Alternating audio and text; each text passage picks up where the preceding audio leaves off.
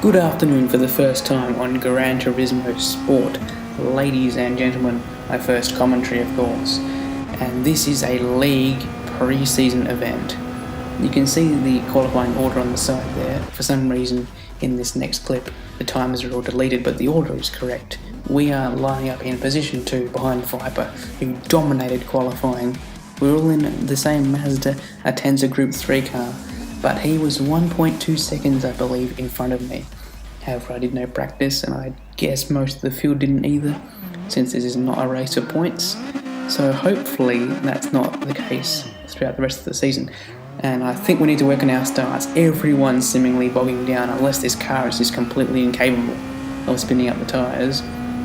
Anyway, we do slip down the inside here at Kyoto Driving Park, the double circuit, incorporating both layouts. You'll see the turn-off section up ahead.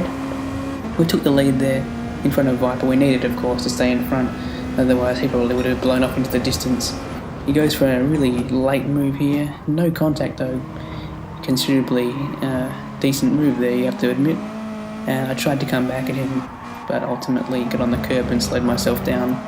So yeah, Viper, incredibly tough to beat this season, I'm going to predict. However, in this practice event, the fuel was set a bit low and we already had to pit by the end of lap 1, and BK gets very aggressive down the inside, and I wasn't having any of that. As far as I'm concerned, that's my position, given the way he got past, so I gave a bit back to him and made sure I stayed P2. However, Viper has accelerated into the distance with that contact. We all have to pit at the end of lap 1, because the setting was kind of weird, the starting fuel I believe.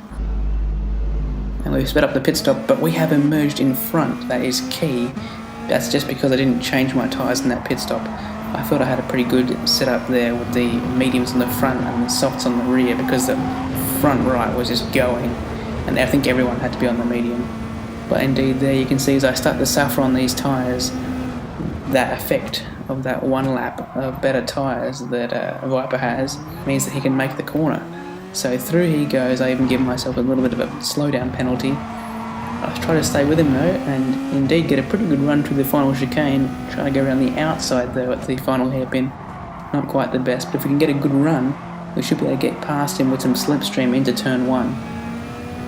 But we're going to have to pit pretty soon, because you can see the tyre deg on the indicator in the bottom left. Very much a red portion on that front right tyre. Down the inside, as I say, it looks like we're getting away from P3. Now we're towards the end of lap 5, and I've made a little bit of an error here onto the curb, spinning back across the track. There's some contact with Viper. He's made contact with the wall, and that was very unfortunate. I do apologise for that. We'll make another pit stop. It's before the competitors around me, and that means I get a bit of an undercut on Dynamite and Fubbles. Viper goes even longer though. I'm not sure how he did that. He must have saved some fuel at some stage, but in which case his pace is even better than we thought, and he indeed pits a bit later. I was in the pits once again. This is my third and final pit stop, much earlier than everyone else. I think it's 1 or 2 laps later that those two guys pit, Dynamite and Fubbles. Once again Viper going longer, possibly to his detriment, although it's difficult to figure out because there was 3 laps left when he pitted, took the lead, and he was catching me at a rate of knots. He was pretty much 4 seconds a lap, and with the last lap starting now, he was 3.5 behind, and I only just had enough fuel to make it, because I'd been saving during the stint. You can see there, toggling to fuel mixture 2, and the gap is under a second now with just a few corners left. He could do it, and if he does do it, it'll either be the last corner or with slipstream to the line. Incredible finish to a 40-minute endurance race.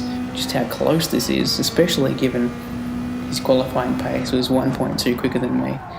So it's encouraging to see that we're in front.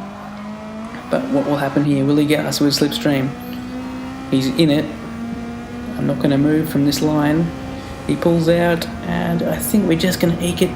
Yeah, we did it by 0.05. Good grief. However, the game then has a derp and sends him on another lap, saying that everyone's a lap down.